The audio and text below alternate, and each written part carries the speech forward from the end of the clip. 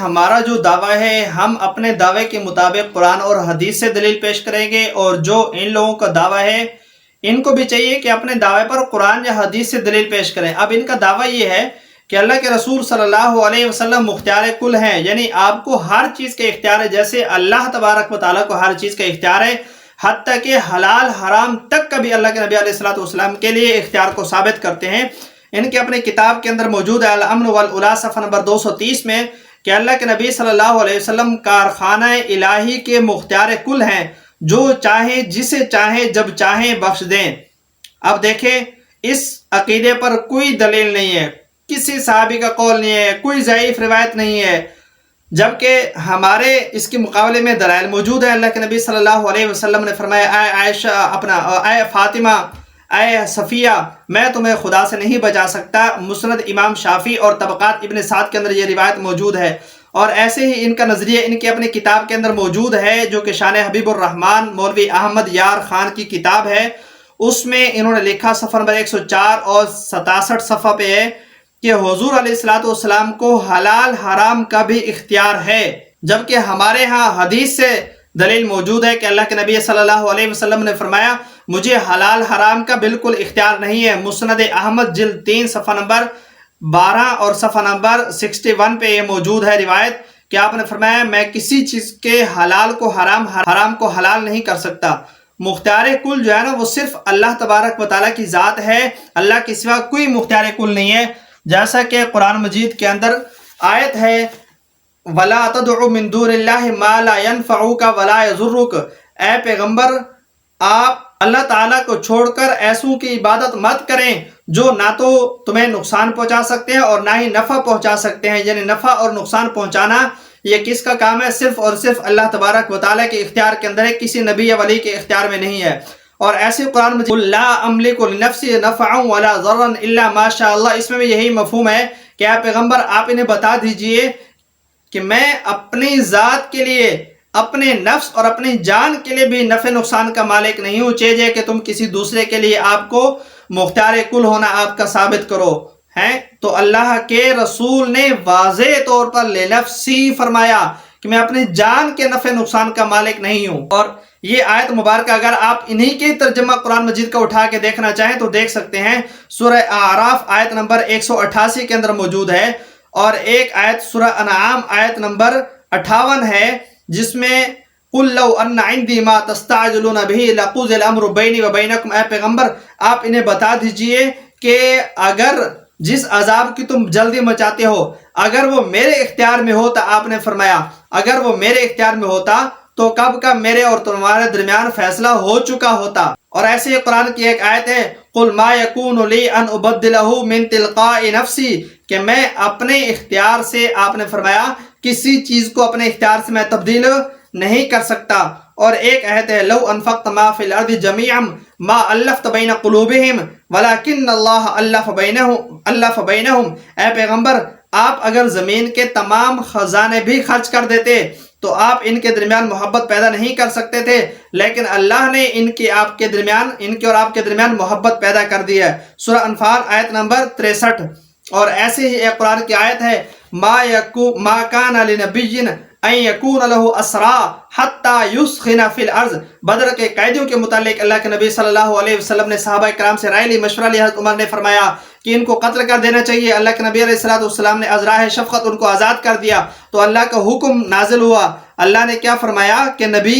آپ کے لیے یہ مناسب نہیں تھا کہ ان کو آزاد کر دیتے، آپ ان کو حتی یسخن فی الارض کہ زمین میں خون ریزی کرتے، یعنی ان کو قتل کرتے۔ سورہ انفال آیت نمبر 67۔ تو اللہ کے نبی کو یہ اختیار نہیں تھا۔ اور ایک آیت تو آل عمران کی آیت نمبر 128، اس میں واضح اللہ نے فرمایا لیس لک من الامر شیء، اے پیغمبر آپ کو کسی چیز کا اختیار نہیں ہے۔ اور دیکھیں اللہ کے رسول صلی اللہ علیہ وسلم کی دلی خواہش تھی کہ میرا چچا ابو طالب ایمان لے آئے، مگر جب وہ ایمان نہ لایا تو اللہ کے نبی صلی اللہ علیہ وسلم نے فرمایا اے چچا اما واللہ لا استغفرن لکا، میں آپ کے لیے اللہ سے استغفار کرتا رہوں گا، معافی مانگتا رہوں گا، مگر اللہ تبارک و تعالیٰ نے قرآن کی آیت مبارکہ نازل فرما دی ما کان للنبی والذین آمنوا ان یستغفروا للمشرکین، کسی نبی اور ایمان والوں کے لیے یہ جائز نہیں ہے کہ وہ کسی مشرک کے لیے دعا یا استغفار کریں۔ دیکھیں یہ آیت مبارکہ بھی واضح حضور علیہ السلام کے مختار کل ہونے کے نفی پر دلالت کر رہی ہے۔ اور دیکھیں عبداللہ بن ابی بن سلول یہ پکا منافق تھا، اس کا بیٹا مسلمان تھا، اسلام قبول کیا تھا۔ جب اس کا منافق باپ مرا، اس کا بیٹا مسلمان اللہ کے رسول صلی اللہ علیہ وسلم کے پاس آ کر عرض کی کہ اے اللہ کے رسول آپ میرے باپ کا جنازہ بھی پڑھا دیجئے، ان کے لیے استغفار بھی کر دیجئے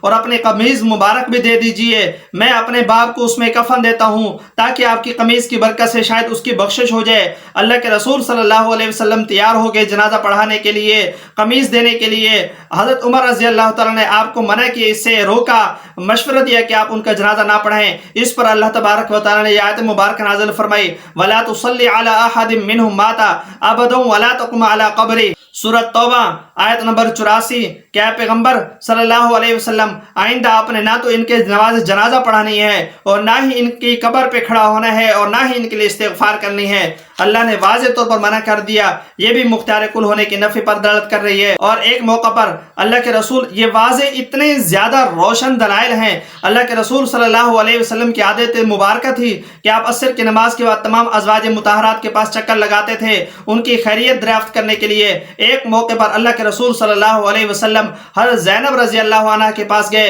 ان کے پاس شہد نوش فرمائی، آپ نے شہد کھائی۔ اس کے بعد حضرت عائشہ اور حفصہ رضی اللہ عنہما نے مشورہ کیا آپس میں کہ جب اللہ کے رسول ہمارے پاس آئیں گے تو ہم کہیں گے کہ آپ کے منہ سے مغافیر کی بو آ رہی ہے۔ چنانچہ جب اللہ کے رسول ان کے پاس آئے تو انہوں نے اپنے مشورے کے مطابق ایسا ہی کہا۔ اللہ کے رسول صلی اللہ علیہ وسلم نے فرمایا میں نے تو شہد کھائی ہے ان کے پاس، اور پھر آپ نے ان کو خوش کرنے کے لیے فرمایا کہ میں آئندہ شہد نہیں کھاؤں گا۔ اس پر اللہ تبارک و تعالیٰ نے قرآن کی آیت مبارکہ نازل فرمائی یا ایھا النبی لم تحرم ما احل اللہ لک، اے پیغمبر اللہ نے جو تمہارے لیے حلال قرار دی ہے اس کو آپ اپنے اوپر حرام نہیں کر سکتے، اس کے اختیار آپ کو نہیں ہے۔ تو یہ بھی واضح دلائل ہیں اللہ کے نبی صلی اللہ علیہ وسلم کو مختار کل ہونے کی نفی کر رہے ہیں۔ اگر اللہ کے رسول صلی اللہ علیہ وسلم کو مختار کل ہونا ثابت کرتے ہو تو پھر تم نے خود تمہارے رسالے فاضل بریلوی کا پورا رسالہ شرح المطالب اسی پر ہے کہ ابو طالب جہنمی ہے، تم نے اپنے رسالوں میں لکھا ہے۔ تو جب اللہ کے نبی صلی اللہ علیہ وسلم مختار کل ہیں تو آپ اسے جنت میں کیوں نہیں داخل کروا سکتے؟ دیکھیں اللہ کے رسول صلی اللہ علیہ وسلم کے زمانے میں ایسا نظریہ اور عقیدہ کسی کا نہیں تھا۔ ایک میں روایت آپ کے سامنے پیش کرتا ہوں، ابو داؤد شریف کی ہے، جلد اول ہے، صفحہ نمبر 165 ہے کہ ایک آدمی اس نے یہ آیت پڑھی وَمَن يُطِعِ اللَّهَ وَرَسُولَهُ وَمَن يَعْصِهِمَا۔